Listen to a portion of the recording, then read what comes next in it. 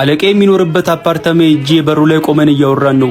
ፊት ለፊቴ ቆሞ በመገረም እያየኝ እንዴ እዮብ እንኳን አደረሰ ብዬ ልጆቹ ከሰጡኝ ስዕሎች መካከል ይዤ መጣሁትን አንዱን ስዕል ሰጠሁት። እንዴ አንተም እንደ ሕፃናት ስዕል ማዞር ጀመርክ? ስራ ፍጠር ብለኛል ነበር እንዴ? ምን ችግር አለ ማዞር? ካንተ ነው የሚጀምረው ብሎ ኪስ ውስጥ እጁን ሰደደና 1000 ብር ቆጥሮ ሰጠኝ።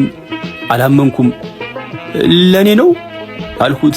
አዎ ላንተ ነው ብሎ ፈገግ አለ።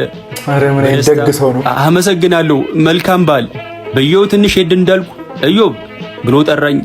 ከደሞዝህ ላይ ነው እንዴ ብዬ በደስታ ዞርኩና አቤት አልኩት። አሁን የሰጠው ብር ከቀጣዩ ወር ደሞዝ የሚቆረጥ ነው። እሺ መልካም በዓል ብሎኝ ወደ ውስጥ ገባ።